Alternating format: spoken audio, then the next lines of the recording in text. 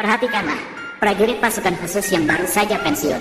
Saat dalam perjalanan menuju Kencan Buta, tiba-tiba bertemu dengan sekelompok penjahat berlatih yang memakai topeng. Menyergap seorang kakek yang tak berdaya, melingkari dengan ketat. Namun sang kakek tetap tenang menghadapi situasi tersebut.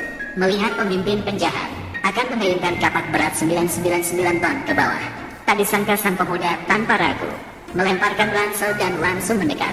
Di sampingnya, Dewi Perang wanita yang terluka parah oleh penjahat dengan cepat memanggil pemuda untuk segera pergi. Kamu akan mati. Namun pemuda sama sekali tak menghiraukan kelompok ini. Penjahat yang membawa senjata dianggap remeh olehnya. Pemimpin penjahat melihat pemuda begitu angkuh, langsung mengeluarkan pisau lipat untuk mengakhiri hidupnya. Namun usaha keras penjahat malah dengan mudah ditahan oleh pemuda. Kemudian pemuda sedikit mengerahkan tenaga. Pisau pun hancur tanpa jejak. Kepala suku terguncang hingga terlempar beberapa meter. Saat itu wajahnya penuh dengan ketidakpercayaan. Detik berikutnya, pemuda itu muncul di depannya dengan cepat dan mengunci tenggorokannya. Hanya dengan sedikit tekanan dari pemuda, kepala suku langsung lenyap. Orang-orang di tempat itu menyaksikan tindakan pemuda ini. Mereka terkejut. Para penjahat terkejut dan ketakutan.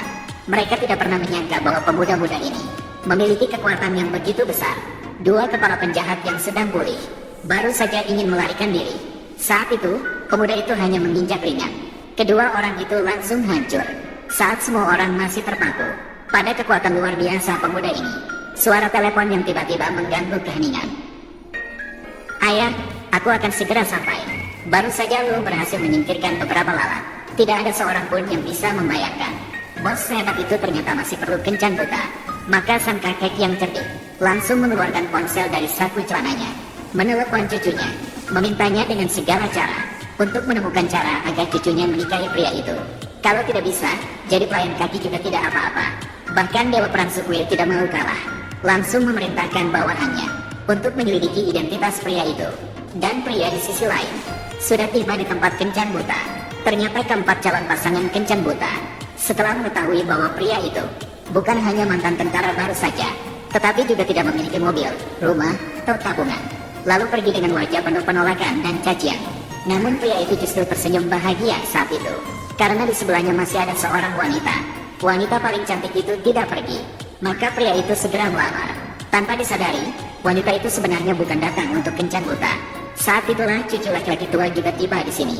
Hanya melihat kakinya yang panjang 2 meter, tubuhnya yang menonjol di depan dan belakang, dan penampilannya yang memikat hati negara dan kotanya, seketika menarik perhatian pria muda itu. Kamu juga berani memikirkannya. Aku melihatmu begadang. Kamu cukup percaya diri.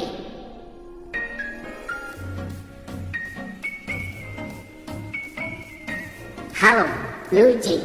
Itu aku. Siapa ini? Calon pasangan Kencan Butamu. Aku sudah sampai di kafe.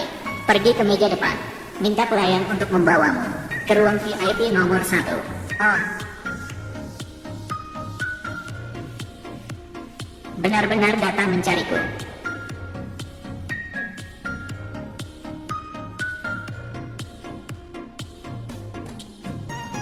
Masuk.